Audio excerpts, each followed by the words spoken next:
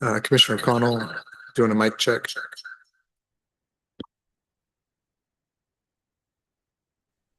I can hear you. Can you hear me?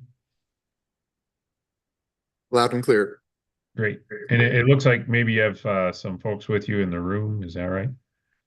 Yes, sir. We have one member of the public and one member of staff here. Okay, good.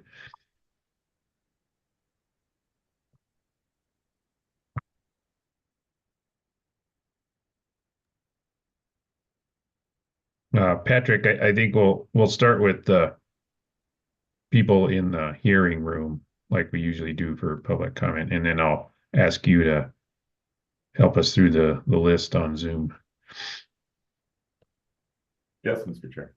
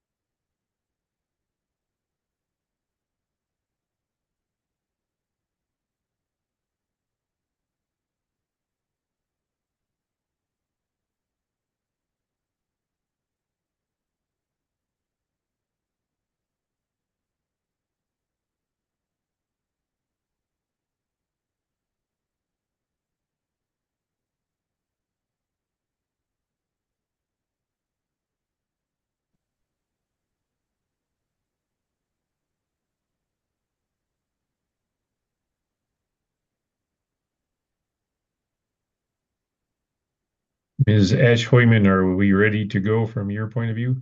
Yes, Commissioner O'Connell, I am, sir.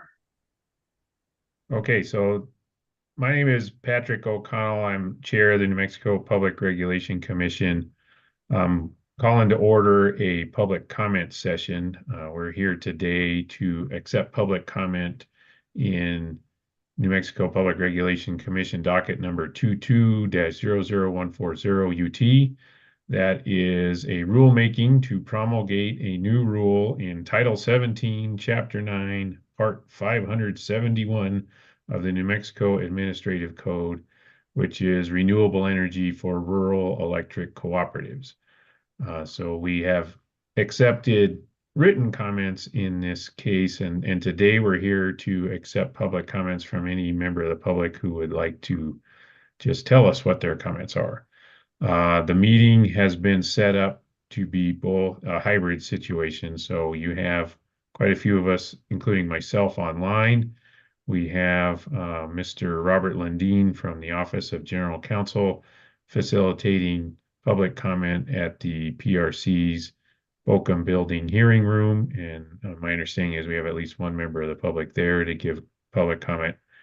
So what we'll do is just when we get to the public comment accepting phase, we'll start and collect everybody that's in the room. And then I'll turn it over to Mr. Patrick Rodriguez, who will manage anybody who has registered on Zoom to give public comment electronically, and then we'll go back to Mr. Lundeen at the hearing room to see if anybody has showed up um, in the time that we were accepting them online, and then decide where to go from there. So that's why we're here. Who do we have with us today? I've introduced Mr. Lundeen and Mr. Rodriguez. We also have a court reporter, Ms. Allison Ash Hoyman. She has the hardest job today, so please, when you are speaking, speak clearly and slowly so that she has an opportunity for success with her important job here. We have a number of public comments signed up. Our standard approach is to give every speaker 3 minutes. We don't have so many people signed up that 3 minutes is that'll be your minimum time. We won't start asking you to wrap up your comment until you get to 3 minutes. Also, I'm seeing on the Zoom screen, in addition to myself, we have Commissioner Jim Ellison here. to accept public comment. Good morning, Commissioner. Is there anything you'd like to say before we kick this off? No, thank you, Mr. Chair. Just look forward to hearing the comments on this rule. Great, thank you. So unless Mr. Lundin tells me otherwise, I think we're ready to get going here and what the business at hand, which is accepting public comments. Again, asking people to hold the 3 minutes. We'll take the folks in the room first. And then when you are giving your comment, if you could start with telling us who you are, and then again, speak clearly and slowly so we can get your comment recorded. So thank you all for being here today. Echo what Commissioner Ellison said. I too am looking forward to what we're going to hear. So I'll turn it over to you, Mr. Lundin. Yes, sir. And gentlemen, I didn't get your name. I'm sorry. Will you please approach and stand?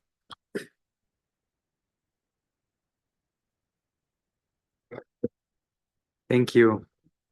Good morning, Chair O'Connell, Commissioner Ellison, and Commissioner Aguilera. My name is Justin Garut, and I'm the Climate and Energy Advocate for Conservation Voters New Mexico. First of all, thank you so much for hosting this public hearing today. Perhaps most importantly, adopting these proposed renewable portfolio standards for rural electric co-ops not only makes sense for the environment, but also renewables are actually the most cost-effective path forward for rural electric co-ops. However, based on 2023 estimates by the Environmental Defense Fund, New Mexico is projected to miss our 2030 climate pollution reduction targets by between 26 and 36 million metric tons of carbon dioxide equivalents. As currently situated, New Mexico is far behind most other U.S. Climate Alliance states when it comes to reducing our greenhouse gas emissions. In fact, a number of utilities around the country are already on track to reach 90% decarbonization by 2030. That's in 5 years. I'm here today to share that Conservation Voters New Mexico and 60 of our members support this proposed rulemaking, setting the renewable portfolio standard for rural electric co-ops at 40% renewable by 2025, 50% renewable by 2030, and at least 80% renewable energy by 2050. That said, we support these targets as minimums and encourage rural electric co-ops to attempt to reach these targets as quickly as possible. Conservation Voters New Mexico strongly urges rural electric co-ops to attempt to reach 100% renewable energy by 2050, if not sooner. Additionally, we encourage the PRC to use its authority to create incentives for rural electric co-ops to encourage early action to reach these targets more quickly than what is set by the Energy Transition Act. We also encourage the PRC to continue conversations with rural electric co-ops to understand what it would take to help them reach the targets as soon as possible.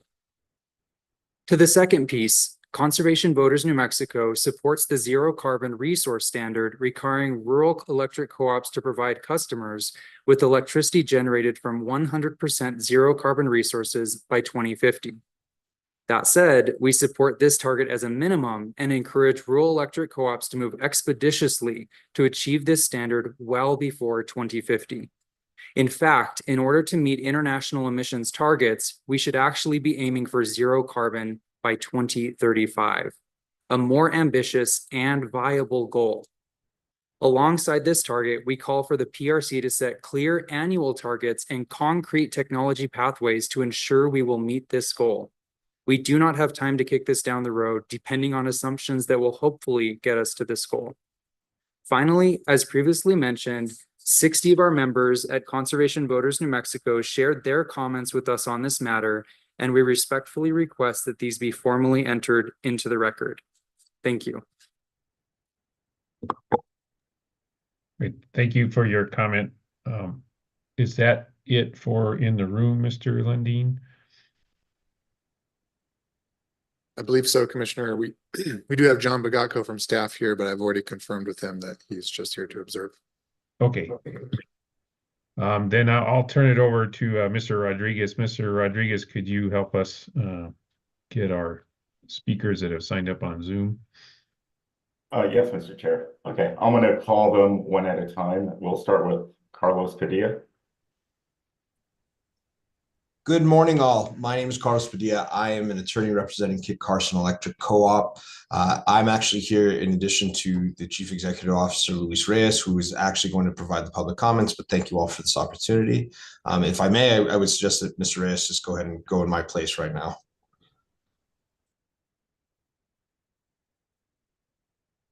Good morning, everybody. My name is Luis Reyes, CEO of Kit Carson Electric, and I would like to cover two issues. First is adding green hydrogen in the definition of a renewable energy eligible for and the RECs. Kit Carson has undertaken a green hydrogen project in Kit Carson service territory. We have got some federal funding to move forward with this project. The process would be that we use solar energy to split the water through the electrolysis process. That will create both hydrogen and oxygen. The hydrogen will be stored when we need it. And this project is also designed to be a long duration battery storage of 24 hours. When we need the electricity from the hydrogen will be pushed through a fuel cell. And I believe this is consistent with the law, as both solar is a renewable resource, and the use of a fuel cell is also defined in the ETA. So we respectfully request the commission to make this change or addition to the rule. The second comment I'd like to make is really giving incentives to local renewable projects in co-op territories. This is the precedent has been set. I believe in about 2010-11, Kit Carson asked for a multiplier of 2 for solar projects versus 1. It was granted by the PRC at that time. Kit Carson did this really for a couple of reasons. First, the members of Kit Carson wanted renewable energy. And second, we were looking at ways to create an economic development engine around renewable energy, in this case, solar. And we think incentivizing local projects with a multiplier would be good for rural co-ops, as it would create more economic development in those territories.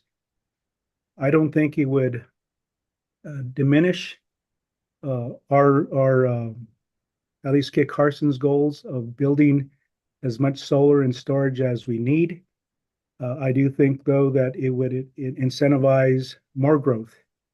Currently, if I recall correctly, there are few or no community solar projects in rural areas. And I think if there was an incentive that there could be some benefit to rural co-ops, they would be more apt to participate in those projects.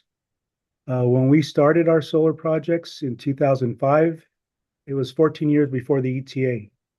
So the incentive that we asked for was really not to meet a standard, but to deliver a type of electric service that our members wanted, and put basically the workforce, put people back to work.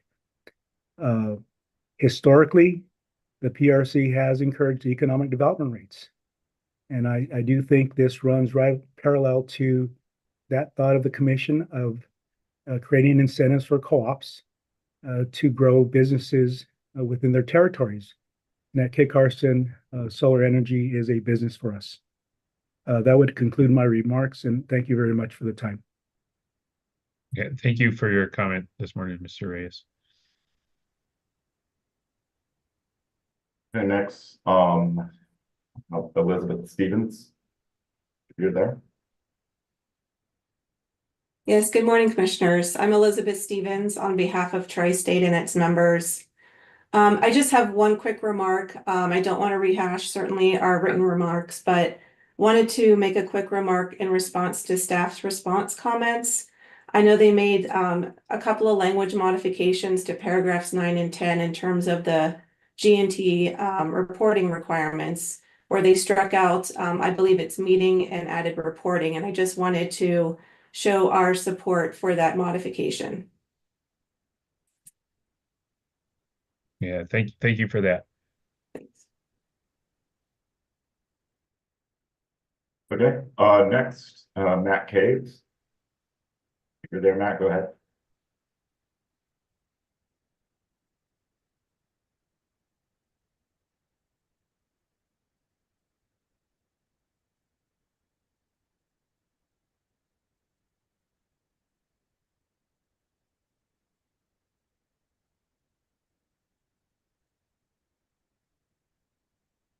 Matt Caves, if you're there, go ahead and provide your comment.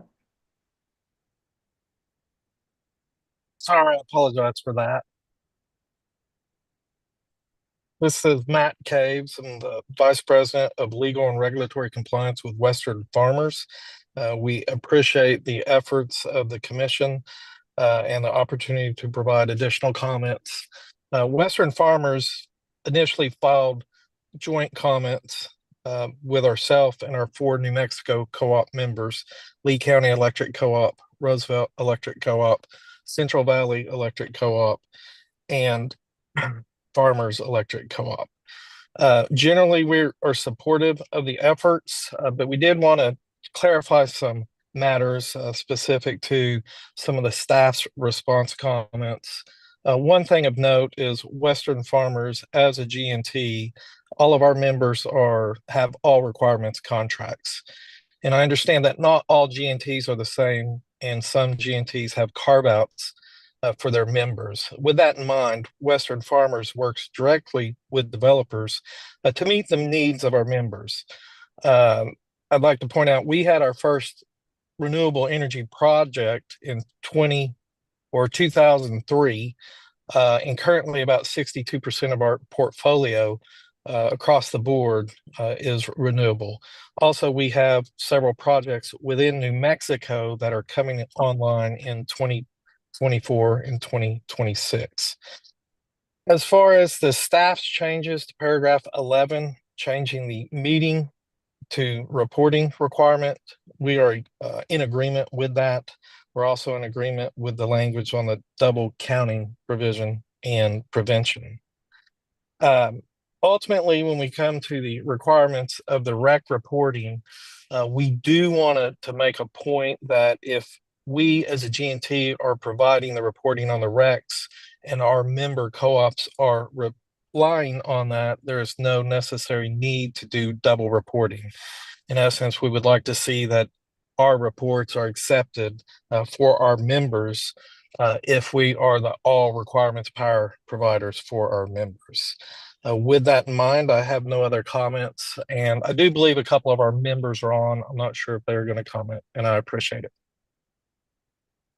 Yeah, thank you, Mr. Caves. Okay, on Zoom, there's a phone number that begins 505-573. I can't identify who this person is. Can you identify yourself, please?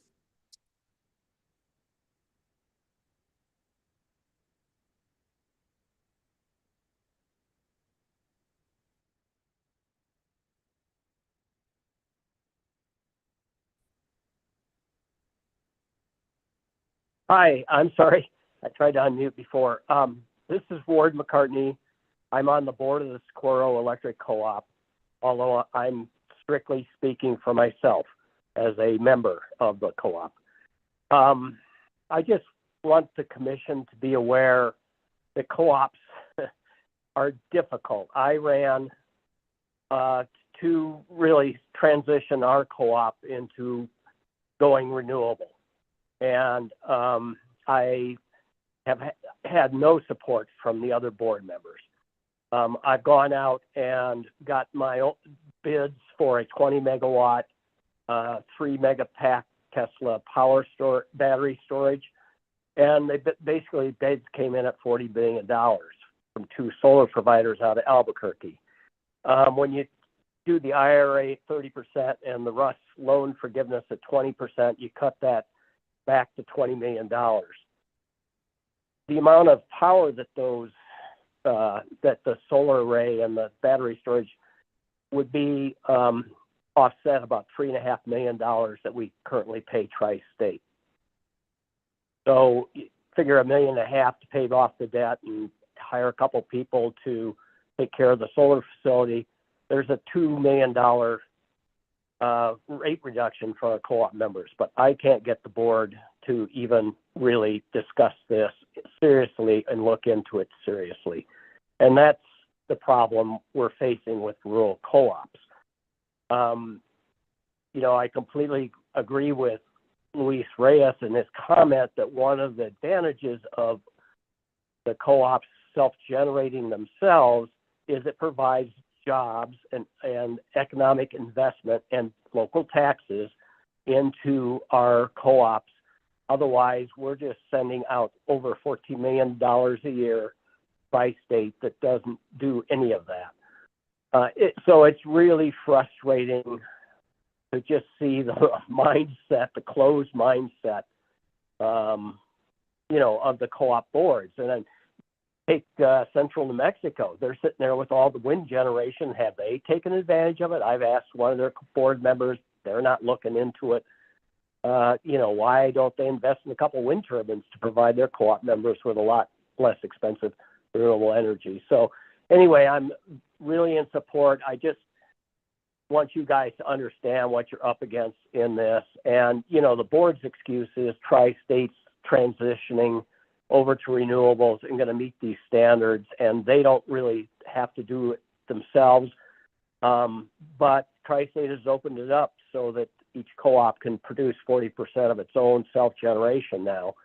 And like I said, saving our co-op members $2 million a year out of $14 million that we spend for Tri-State Energy is a substantial savings. That, I don't know. It's just hard to deal with the boards. They're very closed-minded. So thank you for letting me comment on that. Thank you for your comment, Mr. McCarthy.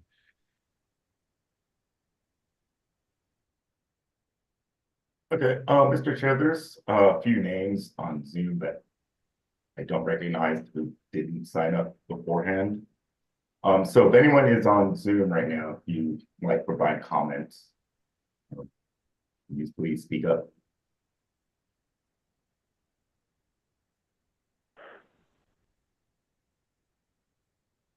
Hello, this is Antonio Sanchez. Just curious if you can hear me. Yes, Mr. Sanchez. Would you like to provide comment? I would. I wasn't planning to, but I would really like to after hearing what I've heard so far. So I'm the CEO of Farmers Electric Co-op, member of Western Farmers Electric Co-op GNT out of Oklahoma. I would like to mimic Matt Cave's comments on allowing the verbiage change in section 571.11B3 to be a reporting requirement rather than for meeting the requirements. I'd also like to state that if you know one co-op, you know one co-op. None of us are the same whatsoever. The only similarity that we have with the 4 Eastside co-ops, Roosevelt, Farmers, Central Valley, and Lee County, is that we're all members of Western Farmers and have an all power requirements contract that prohibits us from obtaining power from anybody but them. With that being said, those are the only comments I have, and thank you for allowing me to share those. Yeah, thank you for sharing, Mr. Sanchez. And Mr. Chair, that looks like that's everyone who's on Zoom who would like to provide comment. Mr. Lundin, has anyone else joined us in the hearing room? No, sir.